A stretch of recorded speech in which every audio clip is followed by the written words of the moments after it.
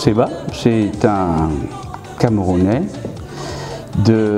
qui est né à l'hôpital américain des Nongal il y a quelques années. et donc voilà, qui vit depuis un certain temps aussi en France et qui exerce le métier d'auteur, compositeur, chanteur, interprète, arrangeur, et qui travaille donc dans le domaine de la musique et du spectacle vivant.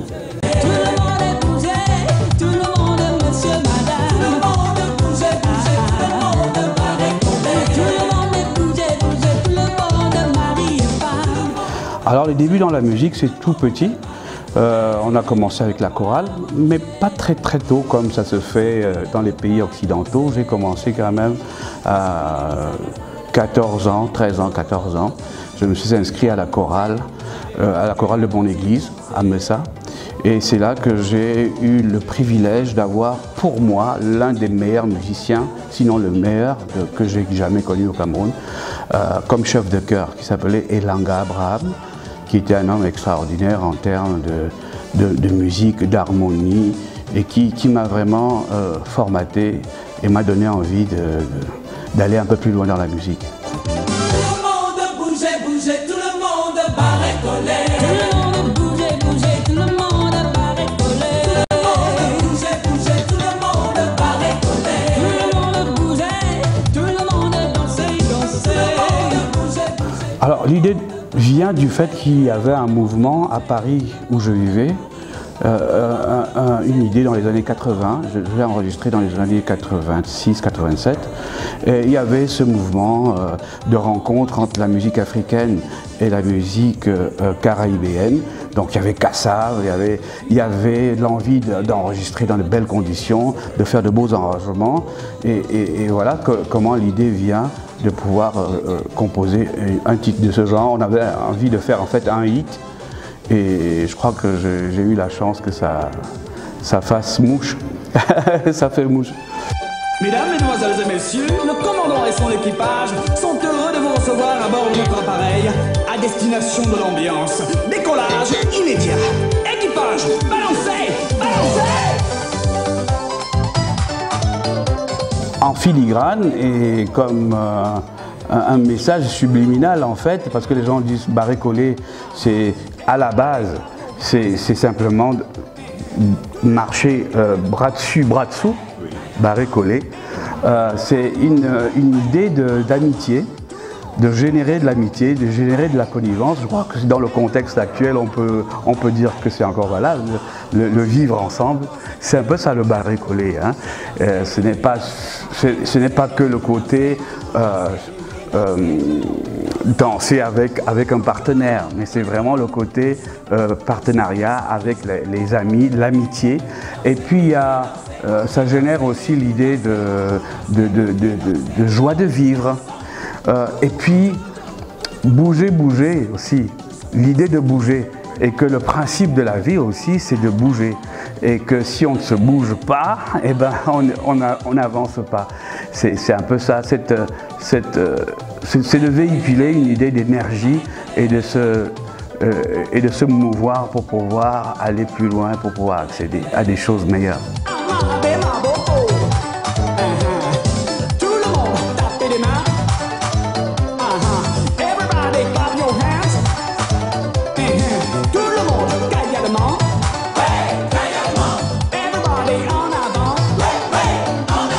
Ça s'est enregistré dans l'un des meilleurs studios de la place de Paris à l'époque, qui s'appelait le studio Plus 30, qui était les premiers studios, les gros studios avec des grosses consoles. C'est plus comme maintenant où on peut, avec très peu de choses, enregistrer. On avait des grosses consoles, des Nive, des SSL, des grosses bécanes, quoi. Et puis il y avait vraiment des cabines étudiées pour le son. Et on avait les meilleurs ingénieurs, Hervé Marignac, qui était l'un des meilleurs ingénieurs du son, qui enregistrait les cuivres très bien. Et voilà, ce studio-là, Plus 30, était l'un des meilleurs, comme le studio du Palais des Congrès. Il y avait 3 ou 4 studios comme ça à Paris. Et moi, j'ai eu le privilège d'avoir les moyens de pouvoir enregistrer à cette époque, de faire un très bon enregistrement audio et de faire un bon vidéogramme. Un vidéogramme de qualité. Je crois que ce clip a d'ailleurs été de beaucoup pour pouvoir convaincre le public et donner le parcours que cette chanson a pu avoir. À la basse, ça a toujours été un ami et puis c'est l'un des meilleurs de la place parce qu'il est capable de jouer. À la basse, c'était Michel Alibo. Il est capable de jouer africain, comme il est capable de jouer caraïbéen, de jouer jazz. Donc à la base, Michel Alibo, les programmations étaient faites à l'époque, parce qu'on était très programmation à l'époque, on n'était pas live en termes de batterie et tout. C'était l'époque où on avait les meilleurs sons. Alors on avait un programmeur qui s'appelait Michel Lawrence, qui était vraiment au top des banques de sons. Alors l'équipe de cuivre, alors je voudrais rendre hommage aujourd'hui à Alain Atto, qui était saxophoniste de grande qualité, qui vient de décéder il y a le mois dernier. Et il y avait donc son équipe de cuivre avec Jacques Boleguesi au trombone, Éric Josserand, je crois, à la trompette. Et voilà, donc c'était vraiment la crème. C'était la crème. J'avais la chance et je crois que cet album, dans lequel se trouve Barry Collet, était vraiment l'accomplissement de mes aspirations. J'avais toujours eu envie de faire un album de qualité à tous les niveaux, d'avoir un vidéogramme de qualité. Et là, je pouvais le faire avec les meilleurs studios, avec les meilleurs musiciens. Et merci Seigneur.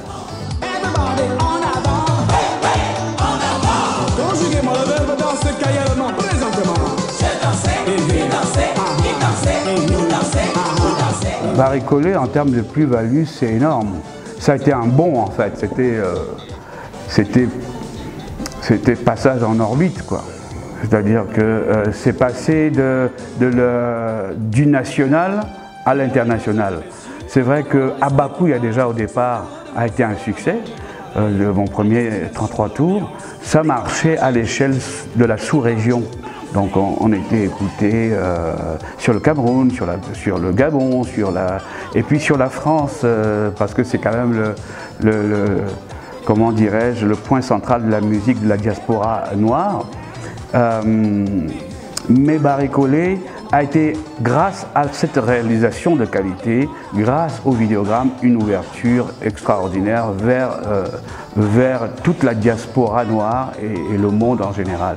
J'ai pu donc, à partir de ce moment, être écouté sur la Caraïbe, Guadeloupe, Martinique, pouvoir aller faire des concerts en Guyane, jouer partout en Europe, partout dans le monde. Donc ça a été vraiment un impact extraordinaire, un déclic pour ma carrière, cet album-là, dont le titre est Freedom. Donc Barry Collet se trouve dans un album dont le titre est Freedom. Conjuguez-moi le verbe danser cailloulement, présentement. J'ai dansé, il dansait, il dansait, nous dansait, vous dansez, il dansait. Tout le monde dansant. Boulou boulou, Jojo, j'ai un hommage à rendre à mon épouse qui a toujours été près de moi et qui a été quelqu'un de...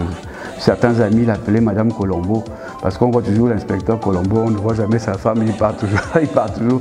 Elle a toujours été derrière et jamais mieux que ça, le dicton n'a pu s'appliquer. Dans ma vie, elle a toujours été derrière, comme on dit toujours, derrière un grand homme, il y a une grande femme. Ça a été une grande femme et je voudrais toujours l'honorer et remercier pour ce qu'elle a pu faire dans ma vie. Maintenant, il y a énormément de gens à remercier. Je ne voudrais pas rendre des gens jaloux, mais particulièrement pour cette chanson Barry Collet, il y a quelqu'un qui ne veut pas être cité, qui est un ami, qui vient du Gabon, et qui m'a vraiment soutenu sur le plan de la réalisation de cet album.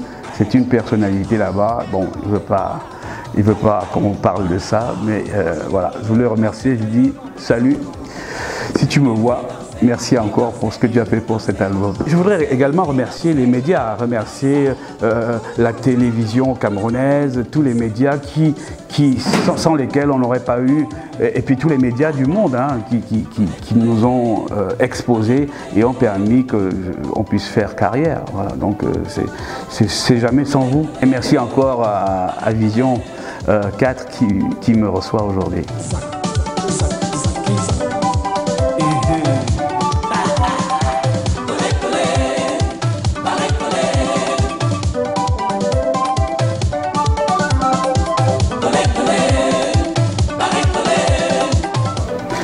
Le conseil, c'est le travail.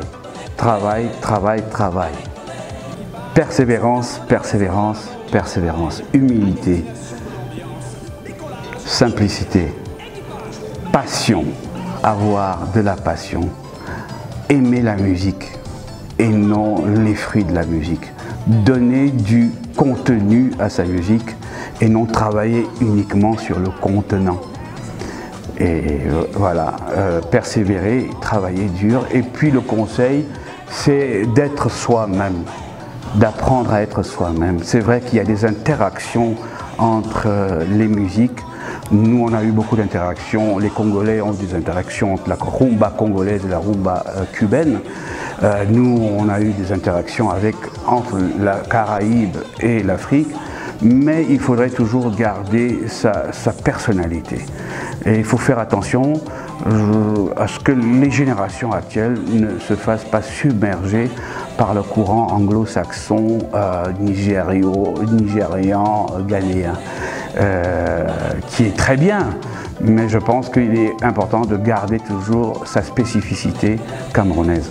Si tu ne peux pas bouger, si tu ne peux pas danser, il suffit de dire zaga, zaga, zaga. Sur le plan professionnel, je suis vraiment sur un projet important parce que je prépare avec une équipe que je ne vais pas dévoiler aujourd'hui, mais des gens jeunes et sérieux et ambitieux. Nous préparons des festivités pour mes 40 années de carrière. Ça fait quand même un petit moment que je roule ma bosse. Donc je prépare un nouvel album et je voudrais faire une tournée mondiale. Mais je voulais la commencer chez moi pour venir prendre l'énergie, pour venir prendre la force. Donc je voulais la commencer au Cameroun, jouer probablement dans les 10 régions du Cameroun et même dans la sous-région, pouvoir jouer en Guinée équatoriale, jouer au Gabon, au Congo, les 2 Congos, Kinshasa, Brazza, et puis peut-être à Luanda, en Angola. Et puis il y a aussi des négociations qui se font déjà pour l'Afrique de l'Ouest. Donc nous prenons vraiment le temps de préparer la chose et on va passer peut-être un mois et demi dans la sous-région Afrique centrale et puis on va peut-être aller en Afrique de l'Ouest et puis on verra comment on va en Europe et en Amérique. Cette tournée sera accompagnée d'un nouvel album, mais surtout d'un nouveau single. Ce single dont le titre est Yaoundé, Yaoundé City, parce que j'ai écrit une chanson sur la ville de mon enfance. Mais au-delà de la chanson, c'est l'histoire de dire que c'est la ville, c'est la capitale de tous les Camerounais. Je crois que il est de bon ton aujourd'hui de parler du vivre ensemble. Et j'ai eu le privilège d'avoir, et j'aimerais le dire, remercier, on parlait de remerciements tantôt, j'aimerais remercier tous mes pairs, tous les gens du métier de la musique desquels je bénéficie un capital sympathie extraordinaire. Alors donc l'idée du clip, c'est de visiter la ville de Yaoundé. Visiter la ville de Yaoundé avec un taxi. Et le chauffeur de taxi, c'est André-Marie Tala. Et donc c'est André-Marie Tala qui est mon chauffeur, et puis je visite la ville et je rencontre beaucoup de personnalités de la musique, mais dans des postures décalées. Donc je rencontre, et puis ce sera l'occasion de rendre hommage à Manu Dibango. Je rencontre Manu Dibango qui est venu jouer dans ce morceau du saxophone et qui joue dans le clip, et je le rencontre et on joue au songo. En fait, une idée de visiter de manière ludique la ville, mais surtout de mettre ensemble des gens qui sont d'aires culturelles différentes, c'est-à-dire aire culturelle Béti, aire culturelle Sawa, aire culturelle sahélo-arabe, les Graceland, et tout ça, de dire que bon voilà, le Cameroun c'est ça, le Cameroun c'est être ensemble. Comme on dit d'ailleurs quand on se dit au revoir, on est ensemble.